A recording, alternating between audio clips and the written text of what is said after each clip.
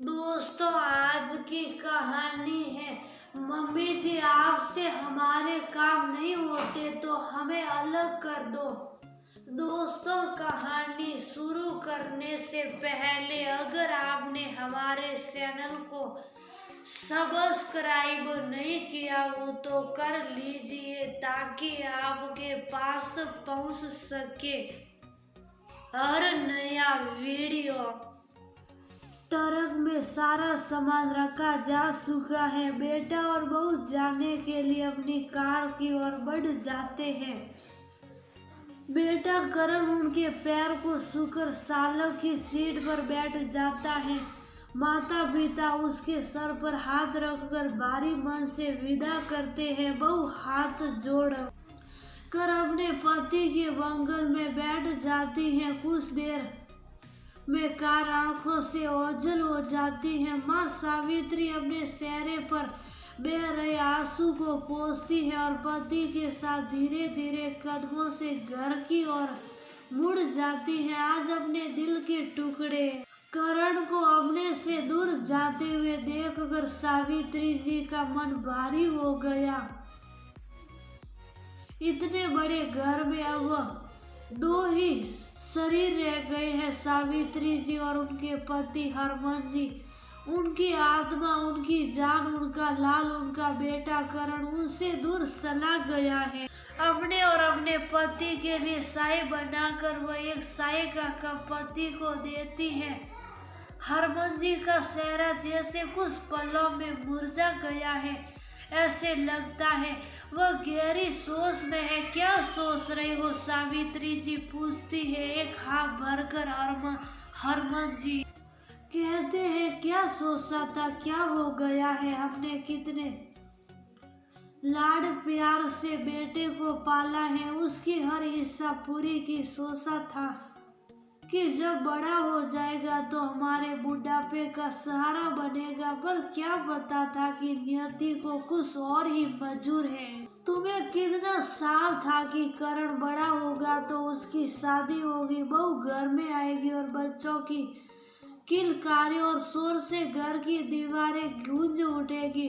अब ये दीवारें सुनी हो गई, एकदम खामोश और वीरान, क्योंकि बेटे बहू ने अपनी अलग दुनिया बसा ली है। जब करण ने बताया कि वह अपनी सहपाठी को पसंद करता है तो माँ बाप ने बेटे की पसंद को अपना लिया और बहुत धूमधाम से करण की शादी उसके कॉलेज की सहपाठी से करा दी।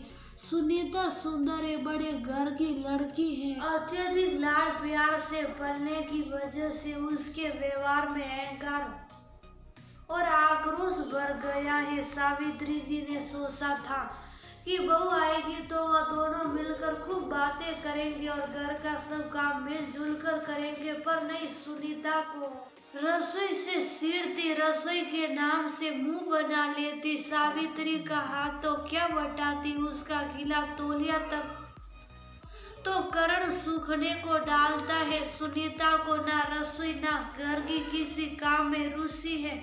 उसे तो क्लब और होटल में अपनी सहेलियों के साथ ताश खेलने का शौक है। हर दूसरे दिन उनके घर में पार्टी होती जिसमें मौत और शराब का सेवन होता।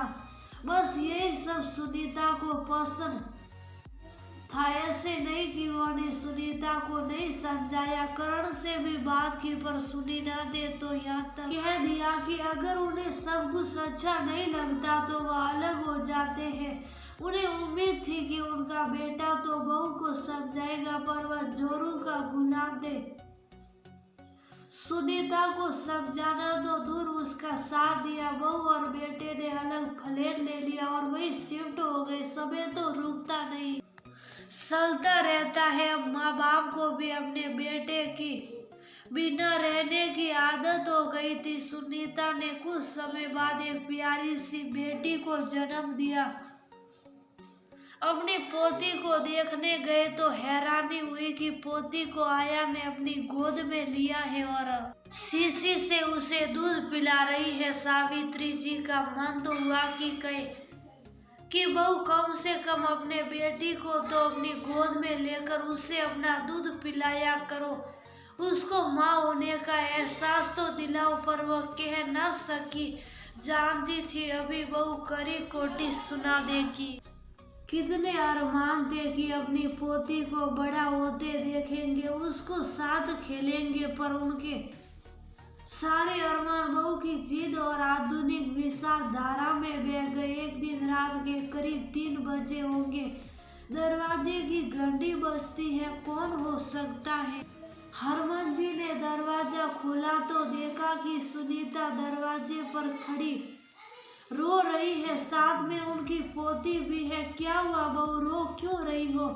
करण का है, सब ठीक तो है ना? हरमन जी बहू को इस तरह देख परेशान हो गए और उन्होंने प्रश्नों की बौछार लगा दी। पिताजी, करण का एक्सीडेंट हो गया है, वह हॉस्पिटल के आईसीयू में है, सुनीता ने कहा तो हरमन जी सद रह गए। सुनीता ने बताया कि रात को एक पार्टी से आ रहे थे करण अपने दोस्तों के साथ। दूसरी कार में था। कार एक दोस्त चला रहा था, उसने कुछ ज्यादा ही पी ली थी। एक ट्रक के साथ उनका एक्सीडेंट हो गया था। कार में बस करण ही बचा है, बाकी 3 दोस्तों की मौके पर ही मौत हो गई है। जीवन ने एक और करवट ली। कल को क्या होता है कौन जानता है।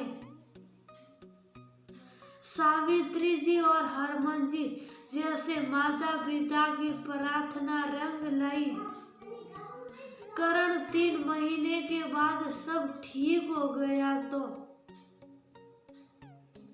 हॉस्पिटल से हरमन और सावित्री जी को बोले, बेटा अच्छा हो गया, कल उसकी छुट्टी भी हो जाएगी, हम चलते हैं, अपना ध्यान रखना। सुनीता बोली, हमें नहीं साथ लेकर जाएंगे क्या?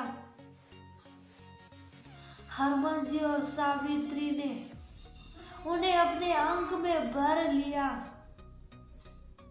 आसमान में संध्या की लालिमा से मौसम सुहाना हो गया है।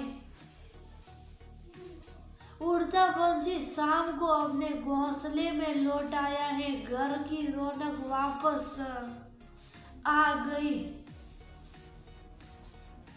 दादा दादी हर वक्त पोती के साथ खेलते रहता। ऐसा लगता फिर से उनका बचपना वापस आ गया। सुनीता हर काम में सास का हाथ बटाती। सुनीता में महसूस किया जिंदगी कितनी खुशगवार हो गई है।